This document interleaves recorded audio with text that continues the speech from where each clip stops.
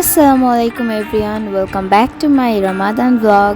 এখন অলমোস্ট 18-19 রোজা চলছে, তো ব্লগটা আপলোড করতে একটু দেরি হয়ে গেল, যদিও ব্লগটা শ্যুট করা হয়েছিল 10-11 রোজা। তো যাই হোক, শুরুতেই ইফতারি দিয়ে ব্লগটা শুরু করছি। অ্যাজ ইউ ক্যান সি, তো ব্লগের শুরুতেই দেখাচ্ছি এখানে 10টা রোজা অলমোস্ট শেষ আলহামদুলিল্লাহ। এখন পরবর্তী 10টা রোজা চলছে, আর ব্লগটা আমি রাতের বেলা শুরু করি, যার আমি পড়ার টেবিলে পড়তে বসেছি তখন আমি ব্লগটা শুরু করি। তো হাইড্রেশন ফার্স্ট, সারাদিন রোজা রেখে যেহেতু ডিহাইড্রেট থাকে বডি, তো আমি পড়ার আগে একটু পানি খেয়ে নিলাম, তারপরে একটু পড়াশোনা করে নিলাম। পরের দিন আমার ক্লাস থাকে, সেই রুটিনটা দেখে আমি ব্যাগটা গুছিয়ে নিলাম ঝটপট, এবং সকালবেলা আমি একদম ক্লাস করে বাসায় চলে আসি।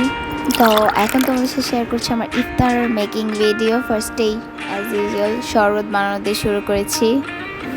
তো শরবতটা ভালো মতো চিনির সাথে মিশিয়ে, মানে পানিটা চিনির সাথে মিশিয়ে তারপরে ছেঁকে নিলাম আমি, আর তারপর ইসুপগুলোর ভুসি আর তুতমা দিয়ে নিই, আর তারপর ফ্রুটস সব কিছু নিয়ে চলে আসি। ফার্স্টে শসা দিয়ে শুরু করি, শসা কাটি, তারপরে এখানে শসা কাটা হয়, তারপরে আমি পেয়ারা আর নাশপাতি কেটে নিই, অ্যান্ড তারপরে সিজনাল ফ্রুট যেটা সবচেয়ে ফেমাস তরমুজ, সেটা আমি কেটে নিই। এখানে অর্ধেক তরমুজ আমাকে দেওয়া হয়েছিল, এটা ফার্স্ট টাইমের মতো আমি আর আমি একটু মানে বুঝতে পারছিলাম না কিভাবে কাটবো, অ্যান্ড তারপরে মিডল বরাবর যখন কাটি সাকসেসফুলি ডান, ক্র্যাকি সাউন্ডটা অনেক ভালো লাগে। তারপর সুন্দর করে আমি স্লাইস করে সব কেটে লম্বাভাবে 4টা স্লাইসের মতো করে নেই। তারপরে যখন আরেকটা পিস আনি, ওইটাকে আমি একটু ডিফারেন্ট স্টাইলে কাটার ট্রাই করি।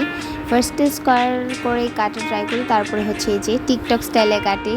এটা আসলে আমি টিকটকে দেখেছিলাম আমের উপর করতে, সেটা আমি এখন তরমুজের উপর করে ফেলেছি। তো আমার সব ফ্রুটসগুলো কাটা শেষ, এখন আমি এক এক করে সব টেবিলে নিয়ে যাচ্ছি।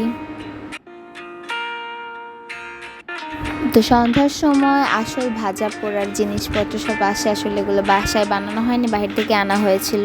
As you can see haleem, আর হালিম নিয়ে আমি মানে রুমে চলে যাই ইফতার। তো হালিমের সাথে তোমরা কি কখনো জিলাপি খেয়েছো? আসলে হালিমটা যদি একটু ঝাল ঝাল হয়, সেটার সাথে জিলাপি খেতে মজাই লাগে, আর আমি এটা খাচ্ছিলাম। আমি এটা ফার্স্ট টাইম এর আগেও ট্রাই করেছি, মজাই লাগে।